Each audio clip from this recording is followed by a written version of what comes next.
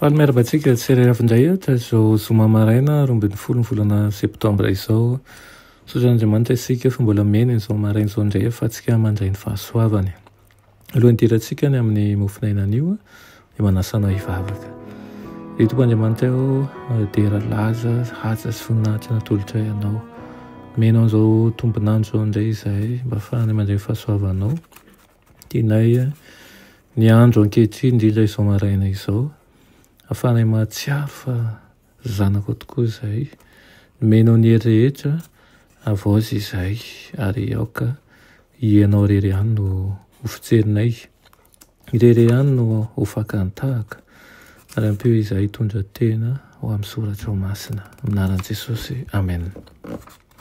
Raha teny mofinainantsika androany dia manao hoe hanome hery anao ny fanahy masina alaina amin'ny asina apôstôly toko 4 andiny 7:30 manao hoe ary tamin'ny herybe no nanambaran'ny apôstôly ny tsanganan'i Jesosy Tompo ary fahasoavana be no tao amin'izy rehetra. Amen. Inona ny vokatry ny firotsahan'ny fanahy tamin'ny andro Pentekosta? Nentina hatrany amin'ny faran'ny tany izay nisy olona ny vaovao mahafaly momba ny mpamonjy izay nitsangana tamin'ny maty. Feno fahalalan-tanana izay tena ilaina sady tena lalina sy lehibe ny fon'ny mpianatra. Hany ka nanosika azy ireo andeha hatrany amin'ny faran'ny tany izany joro vavolombelona hoe sanatria raha misy hitanay rehareha ataonay rehareha afa-tsy ny azo fijalian'i Jesosy Kristy tompontsika hoy izy. Rehefa nitoran'ny fahamarinana arak'izay hitany tao amin'ny Kristy izy ireo dia nilefitra teo ambanin'ny herin'izany afa-tsy izany ny fony izay nandre. Olona maro ny niova fo nanao andinany nanatona ny fiangonana avy amin'ny vazatany rehetra. No avaozina ny fon'ny mpino, ny ray ina, ny mpino sy ny mpanota izay nikatsaka n'ilay perla sarobidy. Nanjary mpitory ny filazantsara mahafatrapo ireo mpanohitra izay tena masika indrindra. Ny tanjona tokana nokendren'ny mpino sy ny fanireny lalina dia naneho ny fitoviana amin'ny toetra mampanany Kristy sy ny asa ho fanitarana ny fanjakany. Olona-njatony no niteory ny afatra manao hoe efa akaiky ny fanjakan'Andriamanitra. Tsy voasakan'ny fandrahonana na fampitahorana izy ireo. Niteny tamin'ny alalany ny Tompo ary nataiza ny nalehany dia sitrana ny marary ary nambara tamin'ny mahantra ny vaovao mahafaly. Miasa mikery tahaka an'izany Andriamanitra rehefa manolo tena ho fehezin'ny fanahin'ny olona.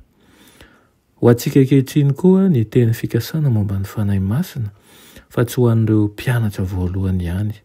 Omen'Andriamanitra hery avy any ambony ireo lehilahy sy vehivavy ankehitriny tahaka ny nataony tamin'ireo izay nandre ny afam-pamonjena tamin'ny andro Pentekosta. Amin'izao ora sy fotoana izao ny fanahiny sy ny fahasoavany dia an'izay rehetra mila an'izany sy izay handray azy amin'ny teniny. Mario fa rehefa tonga tamin'ny firaisana tanteraka ny mpianatra ka tsy niady an'izay olohany intsony vao nirotsaka ny fanahy masina. Niraisaina izy rehetra, navelany avokoa ny fahasamihafana rehetra ary nitovy ny fanambarana nataony rehefa nandray ny fanahy izy ireo.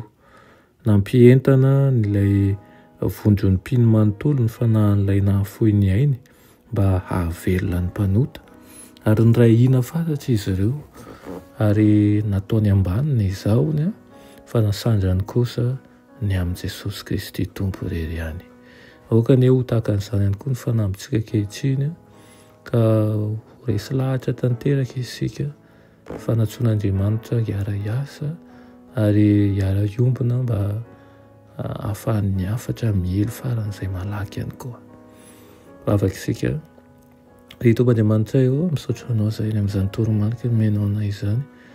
Nangataka aminao izahay ny mba ho foazinao tahaka an'ireo mpianatra ao fahiny havita ahony tena tokoa ny amin'izao fiainana izao ka hifantoka ny amin'ny hafatra ao izay milaza manao hoe mitorian'ny filazantsara ny amin'ny olombelona rehetra. aoka hiala ao anatinay ny avinavina sy ny fanavakavahana rehetra fa mba ho iray ao aminao tokoa anay izahay aminaran'i Jesosy amen.